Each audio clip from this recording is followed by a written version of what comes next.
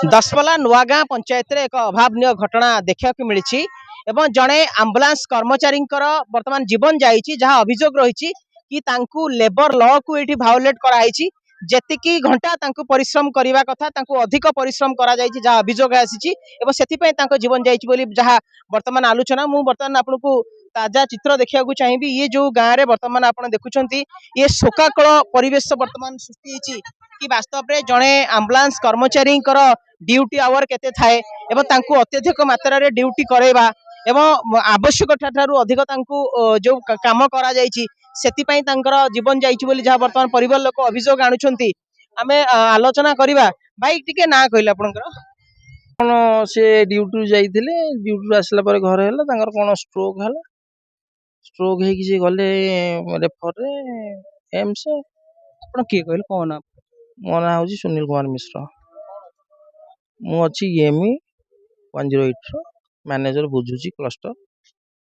ଅଭିଯୋଗ ଆସୁଛି କି ଡ୍ୟୁଟି ଆୱାର ଯେତିକି ଥିଲା ତାଠୁ ଅଧିକ ତାକୁ ଖଟା ହେଇଛି। ନାଇଁ, ଆକ୍ଚୁଆଲି ଯେତିକି ପାଇଁ ଆମେ ପଠେଇଥିଲୁ ସେ ଗାଡ଼ି ଧରିକି ଆସିବା କଥା, ତ ଗାଡ଼ି କାମ ହେଇପାରିଲାନି। ମୁଁ କହିଲି ପଳେଇ ଆସିବି ନା ସାର୍, କହୁଛନ୍ତି ତ କାମ ହେଇଯିବ, ଆଉ ଗାଡ଼ି ଏକାଥରେ ଧରିକି ଯିବି। ମୁଁ କହିଲି ଦେନ୍ ଷ୍ଟେ ରହିଯା ସେଠି।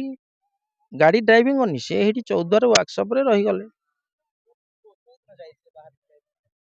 ସିଏ 18 ତାରିଖ ଦିନ ଏଇଠୁ ନୟାଗଡ଼ ଗଲେ।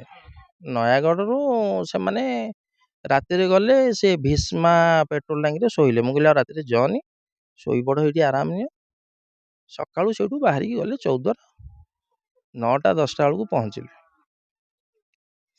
କେତେ ଘଣ୍ଟା ଥିଲା ଡ୍ୟୁଟି ଆୱାର? 12 ଘଣ୍ଟା। 12 ଘଣ୍ଟାରୁ ଅଧିକ ସେ ରହିଲେ।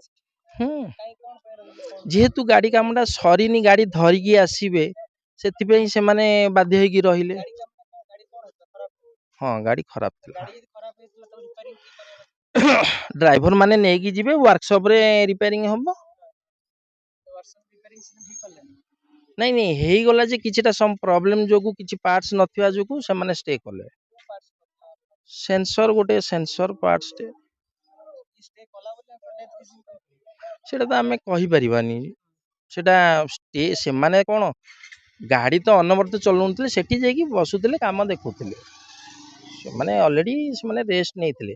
ଗାଡ଼ି ସେମାନେ ଯାହା ଇଠୁ ଚୌଦ୍ୱାର ଧରିକି ଗଲେ, ସେଇଟା ହଉଛି ଯାହା ବାଟ ରନିଂ। ତାପରେ ଭୁବନେଶ୍ୱର ଆସିଲେ, ଭୁବନେଶ୍ୱରରୁ ନେକ୍ସଟ ଡେରେ ଗଲେ ଫେର ଚୌଦ୍ୱାର। ବେଶୀ ରନିଂ ନାହିଁ, କିନ୍ତୁ ତାଙ୍କୁ ବୋଧେ କଣ ହଟ୍ କରିଛି ସେଇଟା ମୁଁ କହିପାରିବିନି। ରାତିରେ ଫୁଲ ରେଷ୍ଟ ନେଲେ, ଚୌଦ୍ୱାର ୱାର୍କସପ୍ରେ ନେଇଛନ୍ତି। ଚୌଦ୍ୱାର ୱାର୍କସପ୍ରେ ନେଇଛନ୍ତି। ଆଉ ଗୋଟେ ଦିନ ସେ ଟାଙ୍କିରେ ଶୋଇଲେ, ଯେହେତୁ ତେଲ କଣ ମିଳିପାରିଲାନି, ଟାଙ୍କିରେ ଶୋଇଲେ, ସକାଳକୁ ଗଲେ। ନାଇଁ ନାଇଁ, ସେ ଟାଙ୍କିରେ ତେଲ ନଥିଲା। ଗୋଟେ ପଟେ ଗ୍ୟାରେଜରେ ପାର୍ଟସ ନାହିଁ, ଆଉ ଗୋଟେ ପଟେ ଟାଙ୍କିରେ ତେଲ ନାହିଁ। କେମିତି ମାନେ ଅସୁବିଧା କେମିତି ହେଲା? ତେଲ ଟାଙ୍କିରେ ଯଦି ନଥିବା କଣ କରିବ? ଗାଡ଼ି ଆଗକୁ ଯାଇପାରିବ କି? ସେ ତେଲ ଆସିଲେ ତାପରେ ତାକୁ କଷ୍ଟମର ସେମାନେ ନେଇକି ଖୋର୍ଦ୍ଧାରେ ପକେଇକି ତାପରେ ସେ ଗଲେ ଚୌଦ୍ୱାର। ପାର୍ଟସ କଥା ତ କହିପାରିବାନି। ନାଇଁ, ସେଇ ପାର୍ଟଟା ତ ମୁଁ ଜାଣିନି, ଡିକ୍ଲାରେସନ କଣ। ଡେଥ୍ ତାଙ୍କର ହାଇଟେକ୍ କଲେଜରେ। ନାଇଁ ନାଇଁ, ମୁଁ ଯାଇପାରିଲିନି, ଯେହେତୁ ମୋର କିଛିଟା ପ୍ରୋବ୍ଲେମ ଥିଲା, ମୁଁ ଯାଇପାରିଲିନି। ଅଲରେଡି ଏଇ ସବୁ ଜିନିଷ ଗୁଡ଼ାକ ମୁଁ ଅଲରେଡି କମ୍ପାନୀକି ମେଲ୍ ଦ୍ୱାରା ସବୁ ଜଣେଇ ଦେଇଛି। ଆମ ଯିଏ ଅଛନ୍ତି HR ଡିପାର୍ଟମେଣ୍ଟରେ, ସେଠି ମୁଁ ଜଣେଇ ଦେଇଛି। ବେଳେବେଳେ ଅଭିଯୋଗ ଆସୁଛି 108ର ଯୋଉ 8 ଘଣ୍ଟା ଜାଗାରେ 12 ଘଣ୍ଟା ଯୋଉ ଡ୍ୟୁଟି କରିବା, ଆକୁ କେମିତି କଣ ଦେଖୁଛନ୍ତି? ଦେଖନ୍ତୁ, ସେଇଟା ତ ଆମେ ହଉଛୁ ସେମାନେ ଯାହା ଆମେ ସେୟା। ସେମାନେ ଫିଲ୍ଡ ୱାର୍କର, ଆମେ ବି ଫିଲ୍ଡ ୱାର୍କର। ଆମର ଯାହା ବି କାମ ଆମେ ଅଧିକ କରୁଛୁ। ମୁଁ ସକାଳ ଆଜି 7:30ରୁ ଆସିଲିଣି, ମୁଁ ଘରେ କେତେବେଳେ ପହଞ୍ଚିବି ମୁଁ ଜାଣିନି।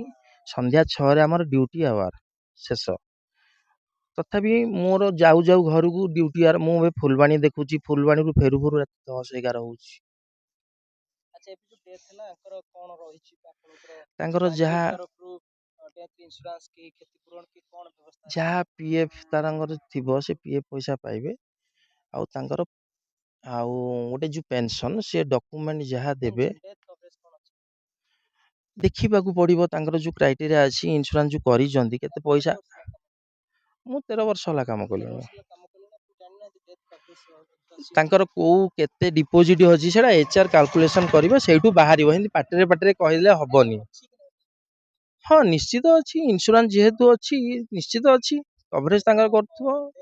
ହଁ ହଁ ହଁ ତାଙ୍କର PF ରେ କେତେ ପଇସା ଥିବ ସେଟା ବି ବାହାରିବ, ଆଉ ତାଙ୍କର ପାଇଁ ପେନସନ ଟା ମୁଁ ବ୍ୟବସ୍ଥା କରେଇବି। ଏଇଟା କଣ ମାନେ ନେଗ୍ଲିଜେନ୍ସି 108 ର ଯୋଉ ଷ୍ଟାଫ କର୍ମଚାରୀଙ୍କ ଦ୍ୱାରା ହେଇଛି ନା ଏଇଟା ଗୋଟେ ଅନଫର୍ଚୁନେଟଲି ତେଲ ଟାଙ୍କିରେ ସରିଯିବା, ପାର୍ଟସ ନ ମିଳିବା, ଆଙ୍କୁ କିଛି ପ୍ରେସର ଆସିଲା ତାଙ୍କର death ହେଲା? ସେଇଟା ଶୁଣନ୍ତୁ, ଏବେ ତ ବହୁତ ସ୍କାରସିଟି ଅଫ ତେଲର ବହୁତ ସବୁଆଡେ ଚାଲିଛି। କୋଉଠି କାର୍ଡ କଟୁନି, କୋଉଠି ତେଲ ନାହିଁ, କୋଉଠି ବାଟରେ ତେଲ ଆସୁଛି, ଏସବୁ ଜିନିଷ ଗୁଡାକ ହଉଛି। ପିଲା ବି ୱେଟ୍ କରିକି ରହୁଛନ୍ତି, ତେଣୁ ତାକୁ ଆମେ ଆଡଜଷ୍ଟ କରିକି ଚାଲୁଛୁ। ବେଳେ ବେଳେ ଗୋଟେ ଗୋଟେ ଟାଙ୍କିରେ ଗାଡି ଠିଆ ହେଇଯାଉଛି 5 ଘଣ୍ଟା 4 ଘଣ୍ଟା 3 ଘଣ୍ଟା। କରିକି ଯେତେବେଳେ ଆମେ ପେସେଣ୍ଟକୁ ନେଇକି ଆସୁଥିଲୁ, ସେ କଲେ ସାର୍ ଛାଡ଼ିଲେ ଆମକୁ ହ୍ୱାଟ୍ସଆପ୍ରେ, କହିଲେ ଯାଇକି ତମେ ଏଇଟା କରିକି ଆଣ, ତାପରେ ସେ କମ୍ପାନୀ ତରଫରୁ ଯାହା ଯେମିତି ସବସିଡ଼ି ଅଛି, ସେ ଯାହା ଫ୍ୟାସିଲିଟି ଅଛି ସେ ହେଇଯିବ। କିନ୍ତୁ ସାର୍ ଆମ ପାଖରେ କିନ୍ତୁ କିଛି ସେ ମାନେ କେହି ନଥିଲେ ଲୋକ, ଭାଉଜ ମୁଁ 2 ଜଣ ହିଁ ଥିଲୁ। ପେସେଣ୍ଟର କଣ୍ଡିସନ୍ ବହୁତ ଖରାପ, ପାଖରୁ ଛାଡ଼ିକି ଯାଇହେବନି।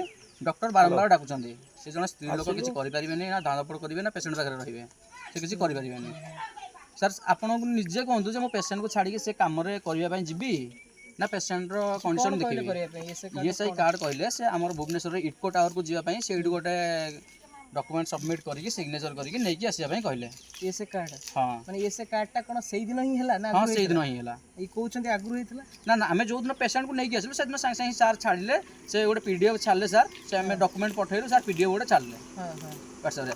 ଆପଣ କହିଲେ ବି ପ୍ରୁଫ୍ ଆକାରରେ ମୁଁ ଦେଖାଇ ପାରିବି, ସାର୍ ହ୍ୱାଟ୍ସଆପ୍ରେ ସେଦିନ ହିଁ ଛାଡ଼ିଛନ୍ତି। ତାହେଲେ ESI କାର୍ଡଟା ସେଇଦିନ ହିଁ ସେଦିନ ହିଁ ହେଲା।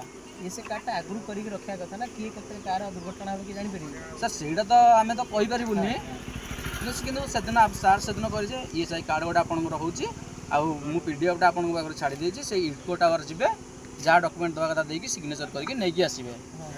ସାର୍ ଏଇଟା କ'ଣ କରନ୍ତି କହିଲେ, ମାନେ ପଡ଼ୁଛି ତ ତାଙ୍କ ପେସେଣ୍ଟକୁ କାହିଁକି ଇଟ୍କୋ ଟାୱାରକୁ ଯିବାକୁ ପଡ଼ିବ? ସେଇ ଯେଉଁ ଫର୍ମଟା ନେଇକି ESIରେ ସବମିଟ୍ କଲେ ହିଁ ତୁମେ ଫାସିଲିଟିଟା ପାଇପାରିବ। ESI କାର୍ଡ଼ ବୋଲେ ତାକୁ ଖାଲି ନାଁ ଏଣ୍ଟ୍ରି କରିବାକୁ ପଡ଼ିବ, ଜଷ୍ଟ ଗୋଟେ 5-10 ମିନିଟ୍ର କାମ। ନାଇଁ ESI କାର୍ଡଟା ଆଗରୁ ତାଙ୍କର ହେଇଥିଲା ନା ସେଇଦିନ ହେଲା? ତାଙ୍କର ସବୁ ମର୍ଜ ହେଇକି ରହୁଛି, କେବଳ ତାଙ୍କର ଡକୁମେଣ୍ଟ ଦେଲେ କିଏ ମର୍ଜ ହେବ କିଏ ମର୍ଜ ହେବନି, କ'ଣ ହେଇଛି ଏଣ୍ଟ୍ରି କରିକିରି ସେ ଫର୍ମଟା ବାହାର କରିବାକୁ ପଡ଼ିବ। ଆଗରୁ କାହିଁ ଫର୍ମ ବାହାର କରାହେଇନଥିଲା? ନାଇଁ ସେତେବେଳକୁ କ'ଣ ଡିଜିଜ୍ ହେଇଛି, କ'ଣ କେସ୍ ହେଇଛି, ସବୁ ଏଣ୍ଟ୍ରି ହେଉଛି ସେଥିରେ। ଯାହା ହେଲେ ବି ଏଣ୍ଟ୍ରି ହେବ ସାଙ୍ଗେ ସାଙ୍ଗେ 5-10 ମିନିଟ୍ର କାମ। ସେଟା ହେଲେ ସେ ଫର୍ମଟା ଧରିକି ତମେ ESI ଅଫିସ। ଯଦି ସେ ପେସେଣ୍ଟଙ୍କର ଯଦି କେହି ନଥିବେ, ଯଦି ମ୍ୟାନପାୱାର ସର୍ଟେଜ ଥିବ, ସେ ଯାଇପାରିବେନି, ପୁଣି କ'ଣ ହେବ? ଏମିତି ଗୋଟେ କ'ଣ କରିବାକୁ ପଡ଼ିବ ତାକୁ। ସେଇଟା ମୁଁ ହ୍ୱାଟ୍ସଆପ୍ରେ ଛାଡ଼ିଥିଲି, ମୁଁ କହିଲି କାହାକୁ ହେଲେ ପଠାନ୍ତୁ, ଦିନେ ହଉ 2 ଦିନ ହଉ 3 ଦିନ କେମିତି ପଠେଇବୁ ଆମେ? ଏଇଟା ଅବହେଳା ହିଁ କରିକି ରଖିବା କଥା ନା, କାରଣ କାହାର କେତେ ଆଗରୁ ହେଇକି ଥାଏ। ତାହେଲେ କାହିଁକି ଇଟ୍କୋ ଟାୱାର ଯିବାକୁ ପଡ଼ିବ? ଇଟ୍କୋ ଟାୱାର ସେ ପେପର ନ ନେଲେ, ହାର୍ଡ଼ କପିଟା ନ ଦେଖିଲେ ସେମାନେ ଏଣ୍ଟ୍ରି କରିବେ। ESI କାର୍ଡ ଦେବ ହାର୍ଡ଼ କପି ଦିଆହେଉନି? ନାଇଁ ESI କାର୍ଡ଼ ନାହିଁ ବର୍ତ୍ତମାନ, ESI ଫର୍ମ ଅଛି ବର୍ତ୍ତମାନ, କାର୍ଡ଼ ବଦଳ ନାଇଁ ହେଲ୍ଥ କାର୍ଡ ସମସ୍ତଙ୍କୁ ଯେମିତି ଗୋଟେ ନାଇଁ ESIର ଗୋଟେ ଫର୍ମ ଅଛି, ESIର କାର୍ଡ଼ ସେମାନେ ଇସ୍ୟୁ କରୁନାହାନ୍ତି। କାହିଁ ESIର କାର୍ଡ ତ ପ୍ରମାଣ ଦେବା କଥା ନା, ସେଇଟା ହିଁ କାର୍ଡ଼, ସେଇଟା ହିଁ ଯେଉଁ ଫର୍ମଟା କାର୍ଡ଼ ହେଇଟା ସବମିଟ୍ କରିବାକୁ କାଗଜରେ ତା ନାଁ ଏମିତି ହେଲେ ତ ପେସେଣ୍ଟଙ୍କର କଣ୍ଡିସନ ତ ଆହୁରି ଏମିତି ଖରାପ ହେବ। ପ୍ରାୟତଃ ସେଇଦିନ ଯାଇକି ଦିନେ ଭିତରେ ଘରେ ରଖିଦେଇଛି ବୋଧେ।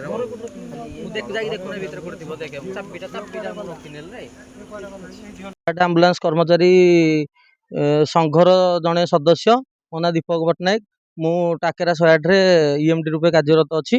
ଆମେ ଜିଲ୍ଲା ସଂଘ ତରଫରୁ ଏବଂ ଆମ 108 କର୍ମଚାରୀ ସଂଘ ତରଫରୁ, ରାଜ୍ୟ ସଂଘ ତରଫରୁ ଆଜି ଆସି ପହଞ୍ଚିଥିଲୁ ସୁଶାନ୍ତ ଭାଇଙ୍କର ଅନ୍ତିମ ଯେଉଁ ଆମର ଶବ ସଂସ୍କାର ମାନେ ଉପଲକ୍ଷରେ।